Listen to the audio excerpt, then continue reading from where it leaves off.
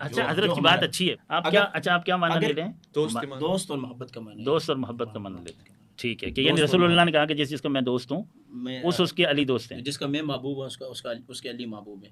ہمارے نزدیک یہ معنی. حضرت عمر نے مبارکباد دی تھی، تھی کہا تھا کہ علی آج سے آپ میرے اور ہر مومن و مومنہ کے مولا ہو گئے. دوسرے دن جیسے صبح ہوئی تھی، میں نے آپ کے پروگرام میں نیشنل ٹی وی پر بیٹھ کے یہ بات میں نے آج سے 5 سال پہلے بیان کر دی تھی مبارکباد. اچھا کہا تھا کہ آج سے آپ میرے اور ہر مومن و مومنہ کے مولا ہو گئے. بالکل کہا. مبارکباد دی تھی. اچھا اگر ہم مولا کے معنی دوست ہی لیں تو کیا حضرت عمر اس سے پہلے ان کو اپنا دوست نہیں سمجھتے؟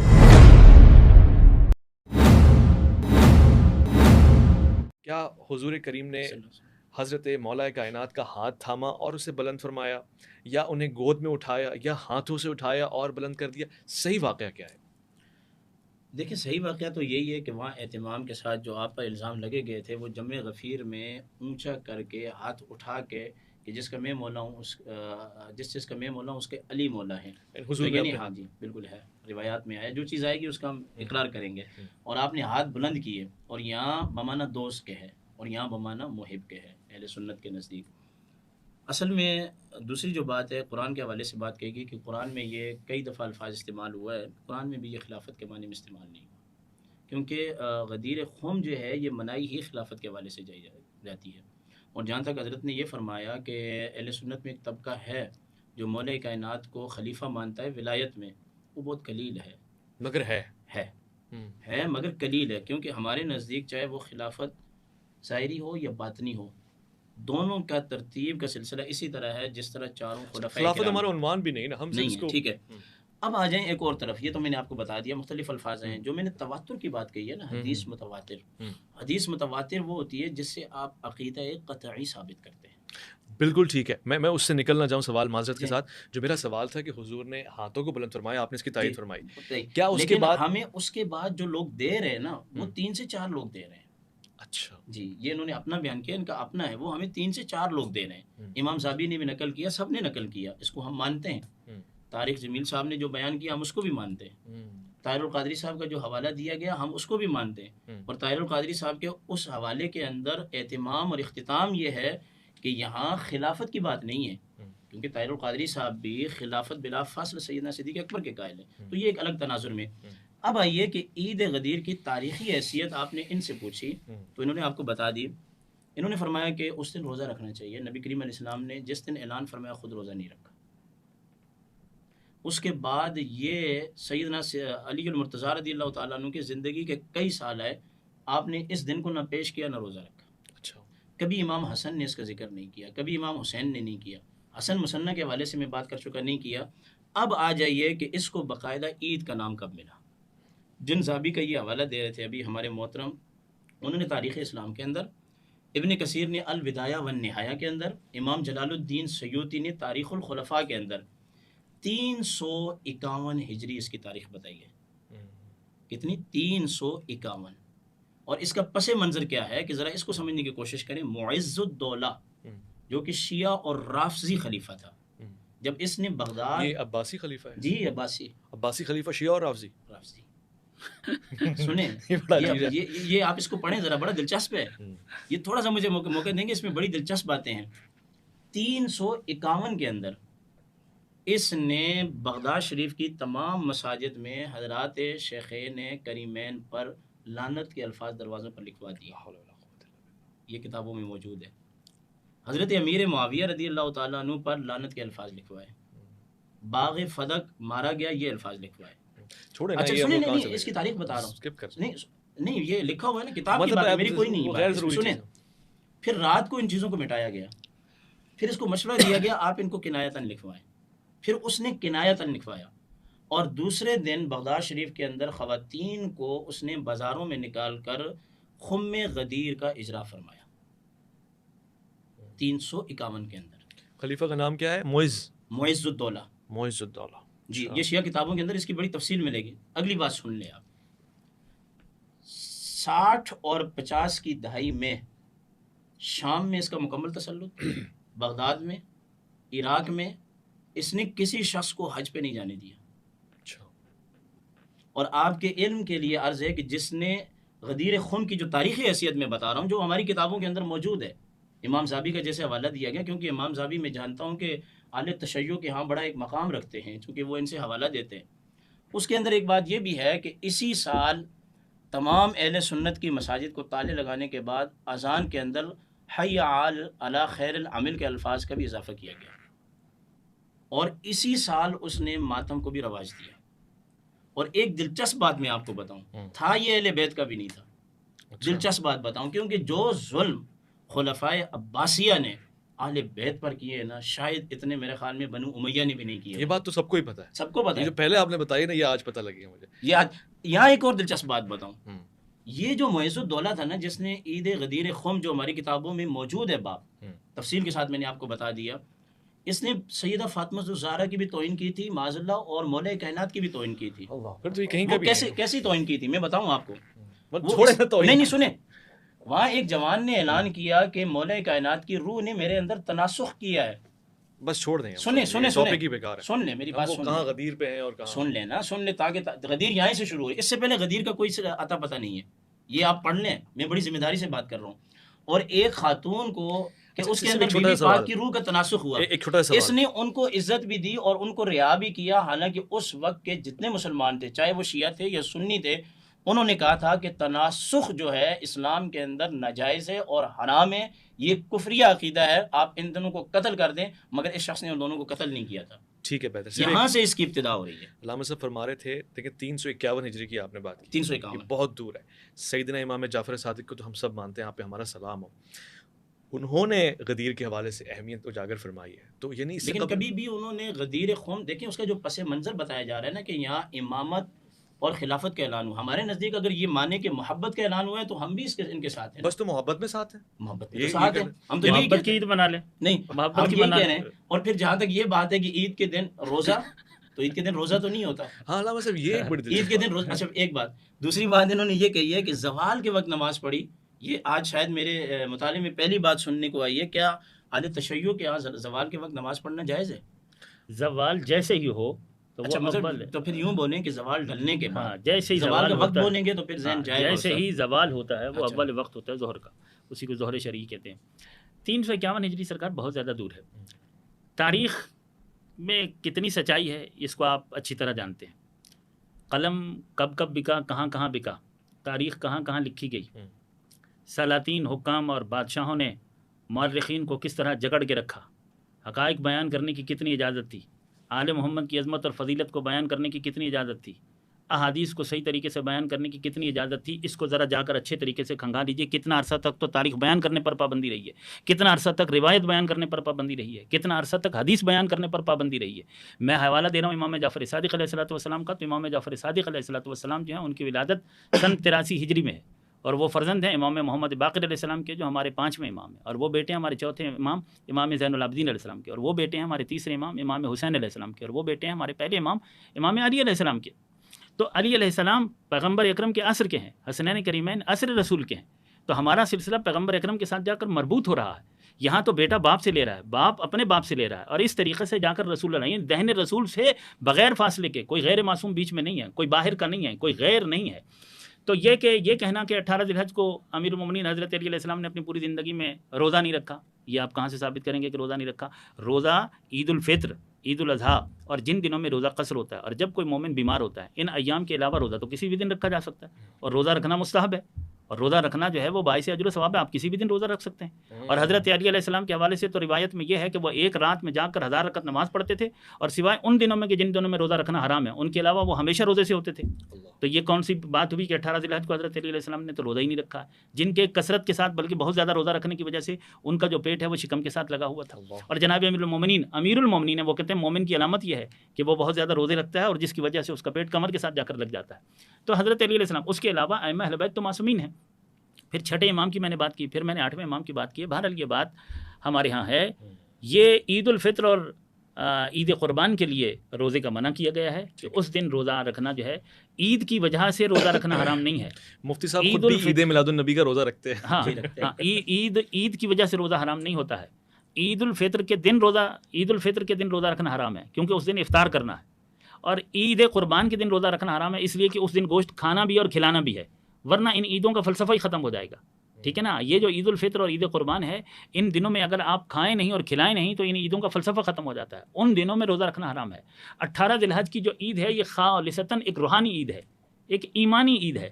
اور روحانی اور ایمان، نماز روزہ تو روحانیت میں اضافہ کرنے والی چیزیں ہیں. جو عید ہو ہی روحانی اور ہے ہی ایمانی تو اس میں روحانی اور ایمانی اعمال ہی زیادہ بجا لائے جائیں گے نا. تو روزہ آپ کی روحانیت کو تقویت دیتا ہے. اس دن میں آپ سے عیدی مانگ سکتا ہوں؟ بالکل مانگ سکتے ہیں، دینی بھی چاہیے، اور ہم انشاءاللہ بھجوائیں گے آپ کو. بہت خوب. بس اب آخری سوال ہے اور اس گفتگو کو کلوز اپ کر رہے ہیں. ہمیں اگلے موضوع کی طرف جانا ہوگا. یقینا یہ جو علامہ صاحب نے بات کی تھی کہ ہمارے لیے تو معتبر وہی ہیں سنت رسول اور سنت خلفائے راشدین نا، تو کیا اس ایونٹ کے دن خود حضرت عمر خطاب رضی اللہ عنہ نے مبارکباد دی، دیگر اصحاب نے اس کو بخن کے جملوں سے جوڑا، اس پہ کتنی حوالہ جاتا ہے؟ جی دیکھیں، بات یہ ہے کہ جس تناظر میں ہم معنی لے رہے ہیں، اگر اس میں کوئی مناتا ہے تو ہم اس کو منع نہیں کرتے. اچھا، حضرت کی بات اچھی ہے، مجھے ویسے بھی یہ تناظر میں جی آپ کو موقع ملے گا، جس تناظر میں ہم معنی لے رہے ہیں. آپ کیا معنی لے رہے ہیں؟ دوست اور محبت کا معنی. دوست اور محبت کا معنی لیتے ہیں. ٹھیک ہے، کہ یعنی رسول اللہ نے کہا کہ جس کا میں دوست ہوں اس کے علی دوست ہیں، جس کا میں محبوب ہوں اس کے علی محبوب ہے. ہمارے نزدیک یہ معنی. ایک بات ایک بات پوچھ سکتا ہوں، حضرت عمر نے مبارکباد دی تھی؟ تھی. کہا تھا کہ علی آج سے آپ میرے اور ہر مومن و مومنہ کے مولا ہو گئے. دوسرے دن جیسے صبح ہوئی تھی، میں نے آپ کے پروگرام میں نیشنل ٹی وی پر بیٹھ کے یہ بات میں نے آج سے 5 سال پہلے بیان کر دی تھی مبارکباد. اچھا، کہا تھا کہ آج سے آپ میرے اور ہر مومن و مومنہ کے مولا ہو گئے. بالکل کہا، مبارکباد دی تھی. اچھا، اگر ہم مولا کے معنی دوست ہی لیں تو کیا حضرت عمر اس سے پہلے ان کو اپنا دوست نہیں سمجھتے تھے؟ غدیر کے واقعے سے پہلے، اس سے پہلے مولا کائنات پر الزام بھی نہیں لگے تھے. نہیں، حضرت عمر، آپ دیکھیں آپ کا تو دعویٰ یہ نا کہ خلفاء میں اور حضرت علی علیہ السلام میں دوست تو پہلے بھی تھے. دوست میں تو کوئی شک نہیں ہے. میں نے آپ کے پچھلے پروگرام میں کہا تھا، اگر سرکار دو عالم صلی اللہ علیہ وسلم یہاں اہتمام کے ساتھ الزام کو رفع نہ فرماتے تو مولا کائنات کے بارے میں لوگوں کے ذہن تبدیل ہو جاتے. پہلے بھی تھے. نبی کریم علیہ السلام نے یہ پہلے فرمایا تھا، انت اخی فی الدنیا والآخرہ. جی بالکل، آپ میرے بھائی ہیں دنیا اور آخرت میں، یہ پہلے بھی. لیکن دیکھیں کہ یہ جو اعلان کا سبب ہے یہ شکایات ہیں.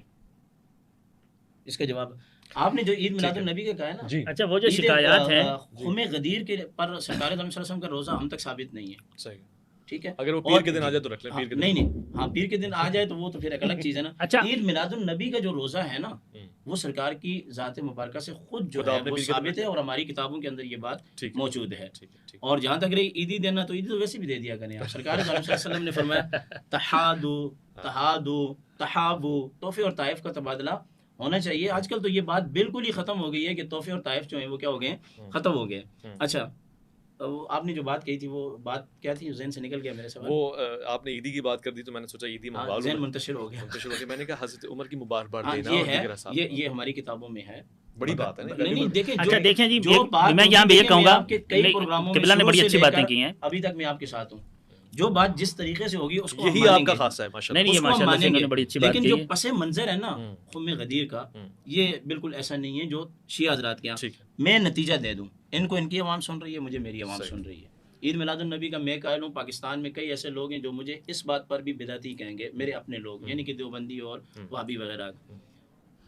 یہ غدیر ہے، یعنی خم غدیر. میں آج سے اس الفاظ کو کوشش کر رہا ہوں کہ میں صحیح کروں اس کو. جی، یہ جو ہے نا، یہ شعار شیعہ میں سے ہے. اچھا جی، شعار شیعہ میں حالانکہ سے. سنت رسول ہے، سنت اصحاب ہے. نہیں، سنت رسول نہیں. یعنی اس دن تو ہوا نا، سرکار دو عالم صلی اللہ علیہ وسلم نے صرف اعلان فرمایا. سوری، گلے میں خراشیاں آ رہی ہیں. سرکار دو عالم صلی اللہ علیہ وسلم نے صرف اعلان فرمایا ہے. آپ علیہ السلام نے اس کو عید کا نام نہیں دیا. بقول حضرت کے کہ امام جعفر صادق رضی اللہ تعالی عنہ نے پہلی دفعہ یعنی عید منانا شروع کی، تو تعطل تو آ گیا کہ امام جعفر صادق رضی اللہ تعالیٰ عنہ بیٹے ہیں کن کے؟ امام زین العابدین کے ہیں نا. تو امام زین العابدین نے نہیں منائی. امام محمد باقر علیہ السلام کے بیٹے ہیں. ہاں، امام محمد باقر. امام نہیں، انہوں نے کہا ہے کہ یہ دن عید کا دن ہے، یعنی شیخ عباس. لیکن اس سے پہلے شیعہ کتب میں اس کی تصریح موجود نہیں ہے. لیکن امام جب صادق علیہ السلام کس سے قول لیتے ہیں؟ وہ اپنے بابا سے لیتے ہیں. وہ اپنے بابا سے لیتے ہیں. وہ اپنے بابا سے پڑھا ہے. جیسے میں نے ناج البلاغہ کا حوالہ دیا، امام جعفر صادق سے کچھ باتیں ملتی ہیں. امام حسن مصنع تو بالکل اس کو رد کر رہے ہیں نا. تو پہلے تو اہل بیت کے جو بزرگان دین ہیں وہ آپس میں اتفاق کر لیں. پھر یہ 5 جو ائمہ معصومین، ان معصومین یہ کہتے ہیں ہمارے نزدیک تو غیر نبی معصوم نہیں ہوتا، وہ اتفاق کر لیں، کیونکہ 5 کے بعد پھر بڑا اختلاف ہے. پھر ہمیں اس کا جواب دے دیں 361 کا، اور پھر ہمیں یہ کلیئر کر دیں کہ بھائی یہ کسی صحابی کے بغض میں نہیں بنائی جا رہی. اس پر کوئی بیٹھ کے ہمارے ساتھ اصل میں ان کو غلط فہمی یہ ہے کہ ہم صحابہ کے بغض میں منا رہے ہیں اس لیے عید نہیں منا رہے، ورنہ یہ ہمارے ساتھ منا. جی، یہ واقعہ اصل میں یوں ہے کہ ہجرت کے بعد पैगंबर गिरामी ने अपनी ज़िंदगी का एक ही हज किया है और वो सन 10 हिजरी में किया है। और जब पैगंबर गिरामी ने, अच्छा चूँकि मक्का पहले ही फ़तह हो चुका था, अब अल्हम्दुलिल्लाह इस्लाम का पैगाम काफ़ी दूर तक जा चुका था, और पैगंबर गिरामी ने जब ये ऐलान फरमाया कि इस मरतबा हम हज करेंगे, तो मुसलमानों की एक बहुत बड़ी तादाद पैगंबर गिरामी के साथ हज के लिए तैयार और आमादा हुई। और ये पहला मौका था कि मुसलमानों को रसूलुल्लाह सल्लल्लाहु अलैहि वसल्लम के साथ मनासिक हज बजा लाने का मौका मिल रहा था। और ये वो हज था कि जिस हज में आलम इस्लाम के तमाम मुसलमानों ने पैगंबर गिरामी को मनासिक हज और अरकान हज बजा लाते हुए अपनी निगाहों से और अपनी आँखों से देखा। ये सफ़र 25 ज़िलक़ादा को मदीना से शुरू हुआ, 4 ज़िलहज को मक्का में पहुँचे हैं। मनासिक हज बजा लाने के बाद 14 ज़िलहज को वापसी हुई है मक्का से। वापस जाते हुए जोफ़ा एक मकाम है कि जहाँ से मिस्र, इराक़ और दीगर बिलाद के रास्ते अलग होते हैं। तो तकरीबन ज़्यादातर हाजी जो हैं, जब वो अरकान हज बजा लाने के बाद बाहर निकलते थे तो इस जगह तक साथ आते थे। जब यहाँ तक पहुँचे, और ये तारीख़ 18 ज़िलहज की हो चुकी थी। 18 ज़िलहज सन 10 हिजरी की ये तारीख़ थी। यानी हज को 8 दिन 7 दिन गुजर गए थे। जी बिल्कुल, तकरीबन एक हफ़्ता हज को गुजर चुका था, और 18 ज़िलहज को इस मकाम पर पहुँचे हैं। जोफ़ा के करीब ये मकाम है, और इस जोफ़ा से करीब एक तालाब है जिसको गदीर खुम कहते हैं। गदीर खुम उस तालाब का नाम है। तो उस जगह पर यह आयत नादिल हुई। रसूलुल्लाह सल्लल्लाहु अलैहि वसल्लम पर जिब्राईल अमीन के ज़रिए से अल्लाह ने यह हुक्म नादिल किया कि या अय्युहर रसूल बल्लिग़ मा उनज़िला इलैका मिर रब्बिक व इन लम तफ़अल फमा बल्लग़त रिसालतहु वल्लाहु यअसिमुका मिनन नास इन्नल्लाह ला यहदिल कौमल काफ़िरीन। ये सूरह मुबारक माइदा की आयत नंबर 67 है। इसमें यह हुक्म आया कि या अय्युहर रसूल, ए रसूल, बल्लिग़ पहुँचा दीजिए। अमर का सीगा है कि आप पहुँचा दीजिए। मा उनज़िला, जो कुछ नादिल किया गया है आपकी तरफ। मा उनज़िला इलैका मिर रब्बिक, आपके रब की तरफ से आपकी तरफ जो कुछ नादिल किया गया है उसको आप पहुँचा दीजिए। ये हुक्म आया। इस हुक्म में ताकीद भी थी। तो सरकार रिसालत मआब सल्लल्लाहु अलैहि वसल्लम ने यहाँ पड़ाव डाला, और जो पीछे रह गए थे उनका इंतज़ार किया। जो आगे बढ़ चुके थे हुक्म दिया कि उन सबको वापस बुलाया जाए, और पालानों का एक मेंबर बनवाया। जब सब लोग जमा हो गए तो उनके सामने एक खुतबा इरशाद फरमाया। मैं खुलासा कर रहा हूँ, वरना तो ये बहुत लंबी दास्तान है और वाक़े में बहुत तफसील है, जिनको मैंने छोड़ दिया है वक्त की कमी की वजह से, चूँकि प्रोग्राम में इतना टाइम नहीं होता ना। वरना तो सिर्फ खुतबा जो गदीर का है उस पर 10 प्रोग्राम हो सकते हैं। अच्छा। जो रसूलुल्लाह सल्लल्लाहु अलैहि वसल्लम, उसके बाद पैगंबर अकरम ने एक खुतबा इरशाद फरमाया है, और वो जो खुतबा है जिसे खुतबा गदीर कहते हैं, उसमें बहुत सारी चीज़ें बयान हुई। इस्लाम के मारिफ, इस्लाम के हक़ाइक़, इस्लाम की तालीमात, गुज़श्ता व आइंदा के बारे में नसाए व सारी चीज़ों को बयान किया। लेकिन इस खुतबा गदीर में 2 मरकज़ी चीज़ें थी। जो पहली बात थी वो सबसे ज़्यादा तौहीद की थी। सबसे ज़्यादा जो बात की है रसूलुल्लाह ने खुतबा गदीर में, वो अल्लाह की बात की है, खुदा की वहदानियत की बात की है, खुदा की रुबूबियत की, माबूदियत की, यकताई की, अहदियत की, समदियत की, अज़लियत की, अबदियत की, सरमदियत की, परवरदिगार आलम का एक मुकम्मल और कामिल तारुफ पेश किया है कि वही खालिक है, मालिक है, माबूद बरहक है, उसके सिवा कोई लायक इबादत नहीं, लायक बंदगी नहीं, वो यकता है ज़ात में, सिफ़ात में। अगर सबसे पहली जो बात की है खुदा की हम्द व सना की है, और खुदा की बात की है। उसके बाद जो दूसरी बात जो सबसे ज़्यादा बात की है वो अमीरुल मोमिनीन इमामुल मुत्तकीन सरकार अली अलैहिस्सलातु वस्सलाम की बात की है। उसके बाद मौला अली अलैहिस्सलाम के इस खुतबे में, यानी जो जितनी चीज़ें भी बयान की हैं उनमें सबसे ज़्यादा जिस चीज़ पर फोकस किया है अल्लाह की बात के बाद, वो अमीरुल मोमिनीन की बात है। वो हज़रत अली अलैहिस्सलातु वस्सलाम की विलायत की बात है, उनकी इमामत की बात है, उनकी अज़मत को बयान किया, उनकी फ़जीलत को बयान किया, उनके महासिन को बयान किया, उनके मनाक़िब अज़मतों को, फ़जीलतों को।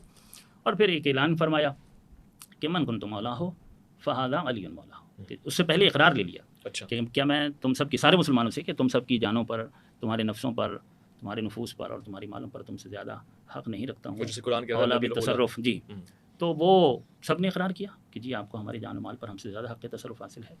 और ये इकरार लेने के बाद कहा कि फिर देखो, जिसका मैं औला बित्तसर्रुफ़, जिसका मैं हाकिम हूँ, अब उसका अली हाकिम है। मन कुन्तु मौला फ़हाज़ा अली मौला, कि जिसका मैं मौला उसका अली मौला। ये ऐलान किया। और उसके बाद पैगम्बर अकरम ने हुक्म फरमाया कि अब एक खैमा अली के लिए नस्ब कर दिया जाए और अली को उस खैमे में बिठा दिया जाए। तो जनाब अमीरुल मोमिनीन को वहाँ बिठा दिया गया, और मुसलमानों को हुक्म दिया कि वो अली अलैहिस्सलाम की बैयत करें। तो मुसलमानों ने उस वक्त जितने कलिमा गो थे उन्होंने जनाब अमीरुल मोमिनीन की बैयत की, और मुसलमानों ने जनाब अमीरुल मोमिनीन को अमीरुल मोमिनीन और मोमिनीन का मौला होने पर मुबारकबाद भी पेश की।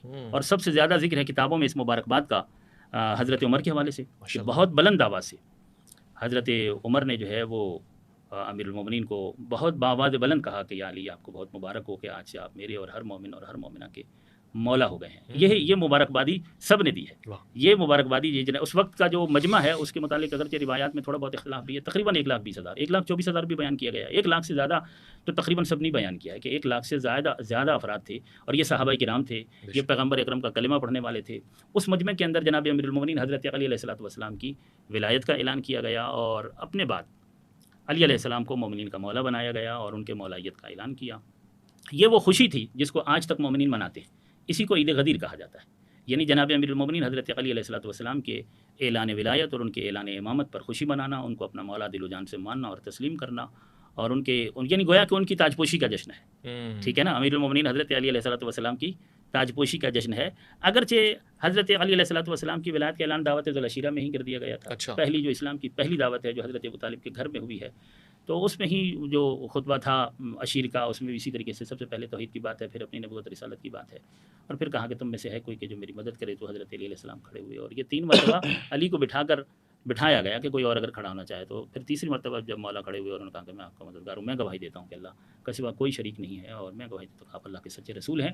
تو پھر پیغمبر اکرم نے اس کے جواب میں کہا کہ یا علی انت اخی و وصی و خلیفتی و ولی اللہ, کہ آپ میرے بھائی ہیں, میرے وصی ہیں, میرے خلیفہ ہیں, میرے جانشین ہیں اور اللہ کے ولی ہیں. دعوت ذوالعشیرہ میں علی کی ولایت کا اعلان کیا ہے. اور پھر یہ دعوت یعنی 10 ذی الحج 18 ذی الحج 10 ہجری, اور وہ دعوت ذوالعشیرہ اسلام کی پہلی دعوت ہے. اور یہ باقاعدہ اسلام کا وہ سب سے بڑا مجمع جو یعنی ایک طرح سے سمجھے کہ آخری بڑا اجتماع ہے کہ جس سے رسول اللہ نے خطاب فرمایا غدیر میں. اچھا, یہ وہ اس کے بعد تو 2 مہینے کے بعد رسول اللہ دنیا سے پردہ فرما گئے نا.